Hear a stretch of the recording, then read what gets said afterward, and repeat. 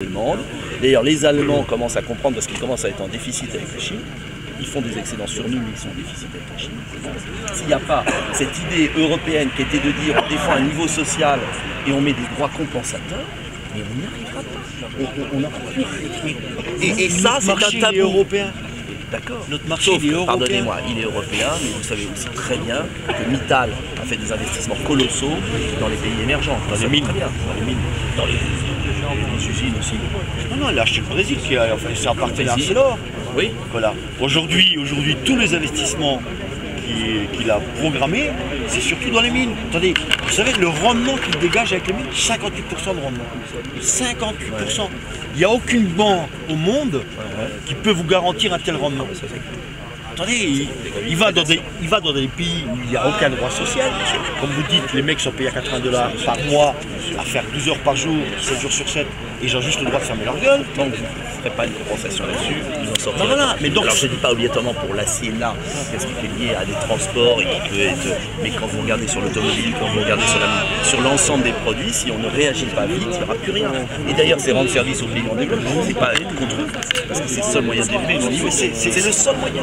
Pour nous, il y a quelque chose. On appelle un protectionnisme intelligent, c'est pas tout fermer, mais c'est de jouer. D'ailleurs, c'est ce que font la plupart des pays. Une taxe douanière au CO2 et entrée de l'Europe. Oui, comment taxe carbone, j'avais compris, bien sûr. Comment l'Europe peut imposer des mesures drastiques en termes de réduction des émissions de CO2 et de fermer les yeux sur des importations d'acier dans des pays qui ne respectent pas le protocole de Kyoto et qui polluent 3 fois plus.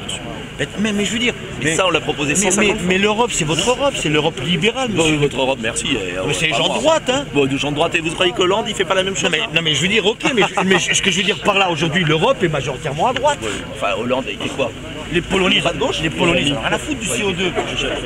Mais non, je ne parle pas d'Hollande, moi. Je parle de l'Europe. Oui, mais l'Europe, ça n'existe pas pour moi. Ah, elle n'existe pas. Non, il n'existe pas. Il y a des pays qui défendent leurs intérêts. L'Allemagne défend ses intérêts, l'Angleterre défend ses intérêts. On peut coopérer ensemble, monsieur. On peut coopérer ensemble. Moi, je dis pas que l'Europe. Ce que je veux dire, c'est que l'Europe, elle repose sur des États qui doivent avoir leur politique et travailler ensemble. Mais l'Europe, en général, elle est totalement ultralibérale. Elle est même pire qu'ultralibérale. C'est des gens qui ne sont pas élus. Moi, j'ai causé avec les syndicalistes polonais sur le CO2. Ouais. Mais ils me regardent comme l'homme de Cro-Magnon. Hein. Ils n'en ont rien à foutre du CO2 parce que leur industrie, elle est basée sur le charbon. Bien sûr. Et qui pollue aujourd'hui? C'est les centrales à charbon. Même les syndicalistes, ils disent mais arrêtez de nous faire chier avec vos conneries de CO2. On n'a rien à foutre du CO2. Nous, ce qu'on veut, c'est des emplois. Bon ben alors, ça veut bien dire qu'il faut des emplois. Alors, il ne faut pas nous faire chier avec les quotas de CO2 alors. Et il faut arrêter. Vous savez, j'ai été voir les ouvriers de Lafarge en Lyon pendant la campagne présidentielle.